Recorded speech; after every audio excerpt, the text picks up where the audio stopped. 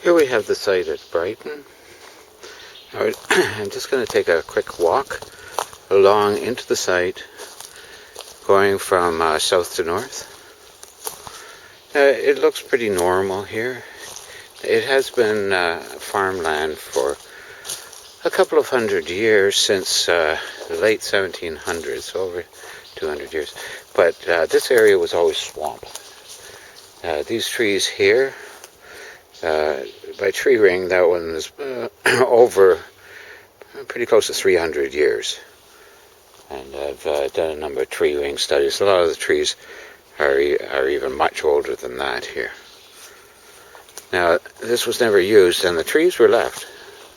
I don't know why. That's peculiar for Ontario, but the trees were left. Now, this was the first thing I noticed one night. It was late at night, and I got off the path, and I noticed this peculiar arrangement of stones. But it was just in flashlight. So I came back the next day, and I thought, this looks like they were artificially placed here. And there's,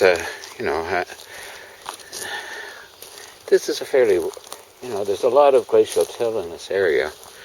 And underneath the foot, there's about 12 inches of soil, indicating, around 12,000 years of, since this has been a swamp and forest. Before that, it's anybody's guess. Now here we come across the first of another anomaly, the base of a wall here. Now this wall is gradually deteriorating. Somebody at one time, or if this has made a fire pit and removed some of the wall. We see here that the tree itself has grown around, and the tree is 200 to 300 years old. So these rocks have been here for a long time.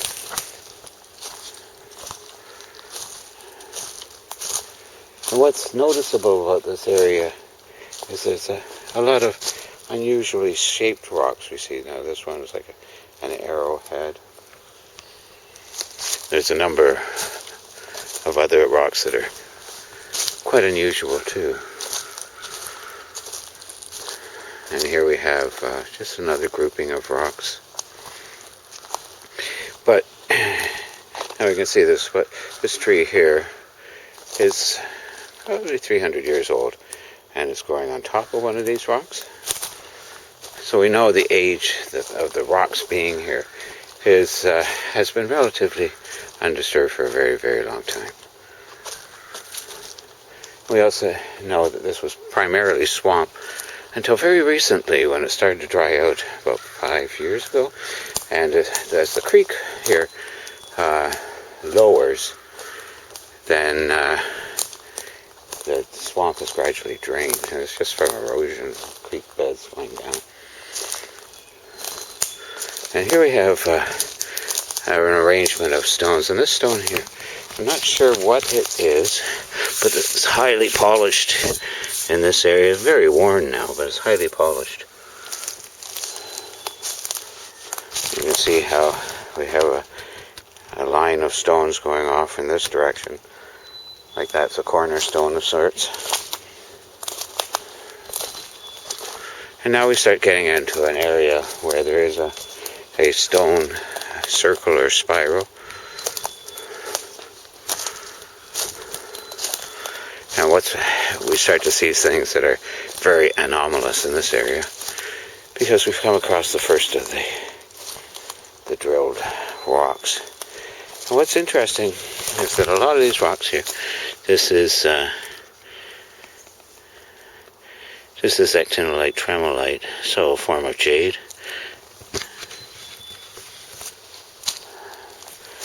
That one's, mostly white, but it's got green all through it.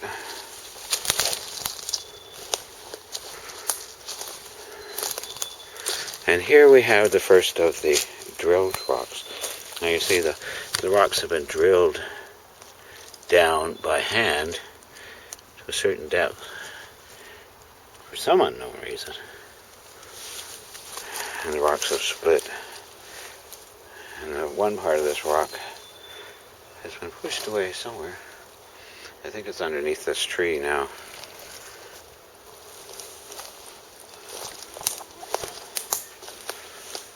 And we come up here.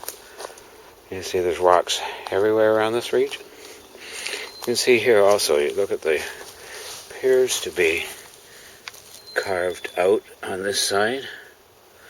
Now, I brought Daniel Colas, who's an Egyptologist here, and he confirmed that these rocks were formed to a great extent by human hand.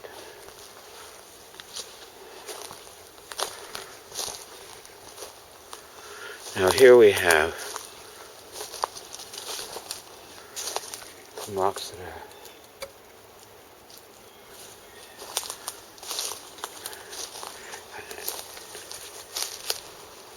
also have been split. And you can see here, this tree here is well over 1,000 years old, making it one of the oldest trees in Ontario. I know this from the tree ring studies that you've done here.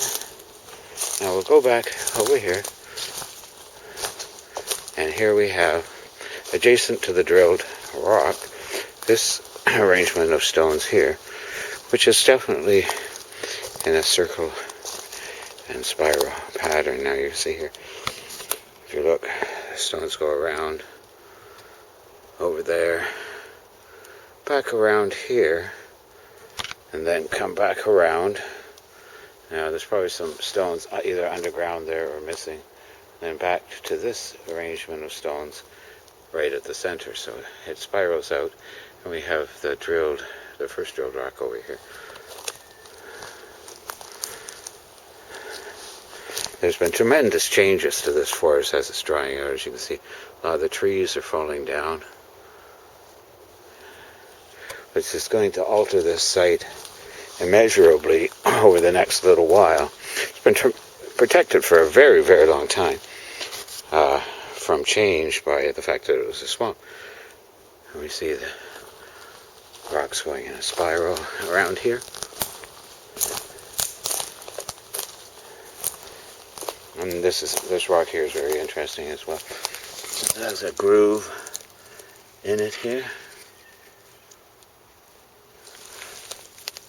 Sort of a triangle,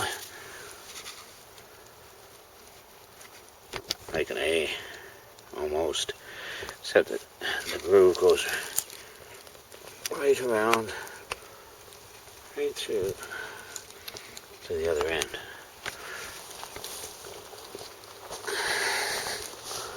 And that's the first part of the site at Brighton. Not sure how the way that it has been. I haven't been here since the fall. We'll see if I can get over to one of the main large rocks of the site, one of the more megalithic rocks. Many of the rocks here that are part of the total array weigh several tons, some as much as probably 10 tons. Now, over in the distance there, you can see the first of many large rocks that have been placed here and also drilled. Some are drilled, some are not. But here we have a complex of rocks that have been drilled. And this one rock we see coming up in the distance was one rock not that long ago. But as it's dried out, the rocks are completely breaking apart, so making it much more difficult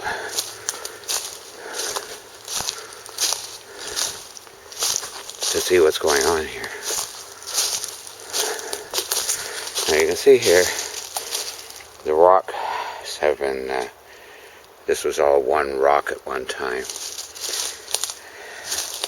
likely with some sort of a seat carved into it here. Now, you can see it's been drilled in many places. Here's a drill hole down through here.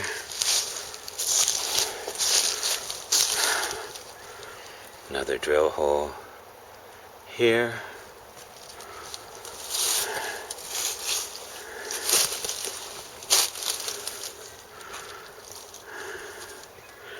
I first started coming to this site, these trees hadn't pulled the rock apart. It was pretty much intact, but now it's like pretty broken apart.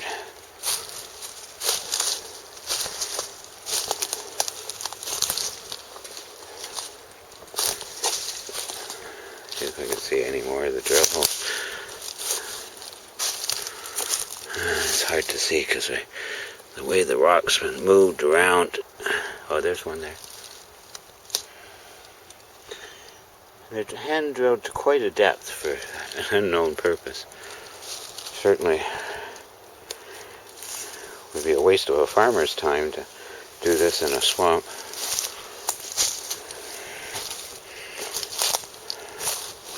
This rocket here is very interesting.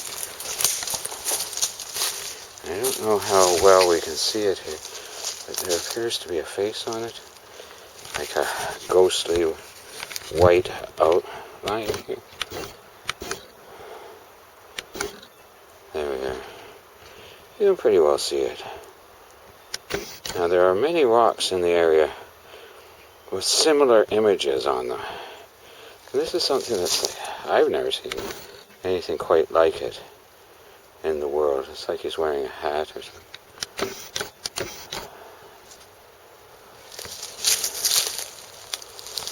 Now we'll try and get over to another section.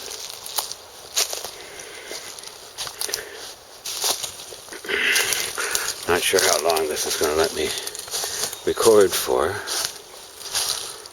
Passing the other rock here. There's another small stone circle right over here.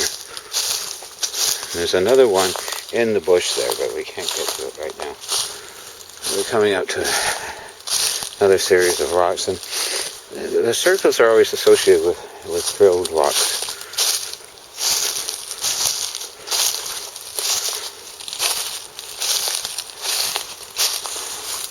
Now we can see here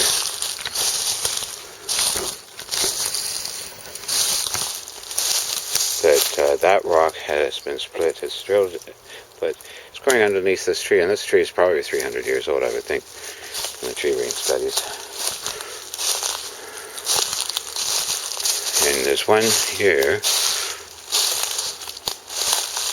see it here. Anyways, come across that one in a minute, possibly. But here we have one of the other stone circles. Now you can't see because there's a lot of leaves on the ground yet. But you see that one over here. This moon shape. In the stone circle there's another one there. And another one. And it's difficult to see them all. And there's another partial circle over in that region there.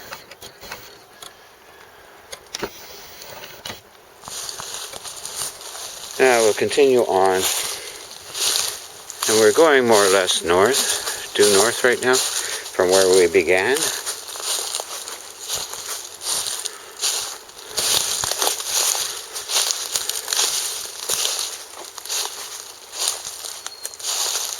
Oh yes. Now here,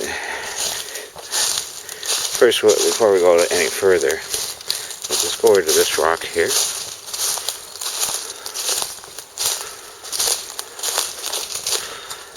And here we have, now that tree I've dated at approximately 250 years.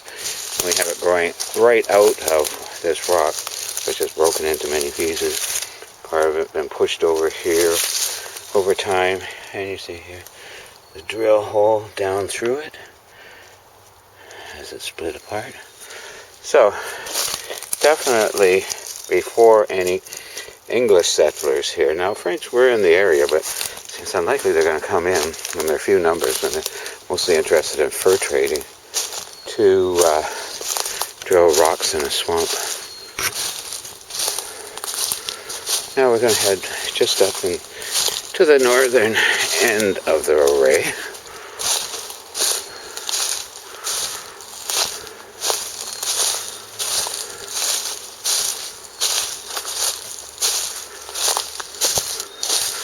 And here we have, we're coming up to pretty much the northern end. And there are other formations, but we can't get to them all today. This rock here, highly magnetic. It's almost pure iron. It's a magnetite.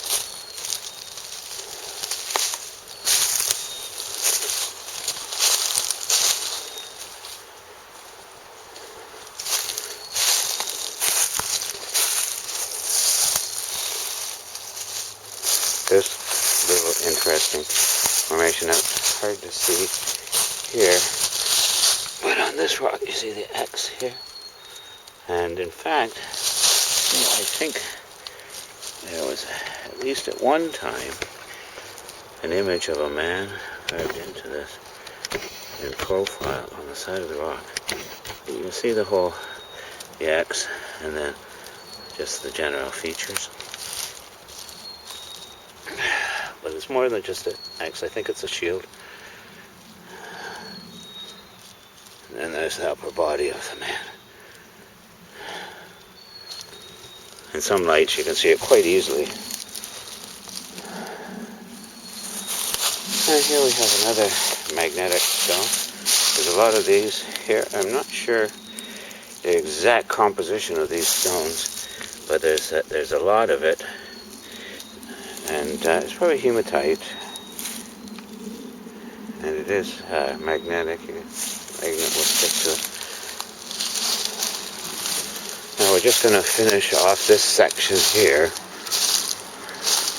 by going over to the headstone. Check out the sunstone. Now this is a very interesting stone.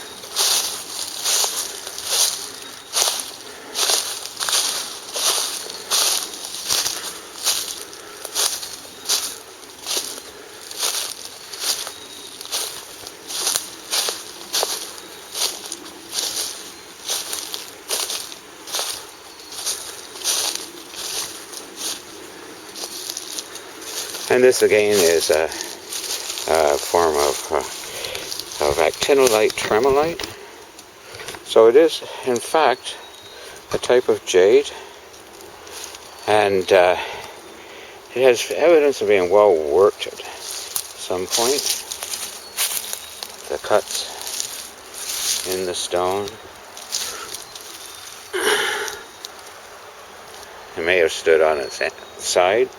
It seemed to be flattened here, so it could have stood up on its side. Now, this is a very large stone, 2 meters across and 1 meter thick, of dense jade. So now the surface is fairly, considering it's fairly well smoothed out, so it's probably, the way it looks, probably polished at one time, if this, is in keeping with everything. So it would have been brilliant, shining in the forest here. And over there is the creek, and there's more stones on the other side, but we won't be able to get to anything else here today. And so that's the end of part 1 here today.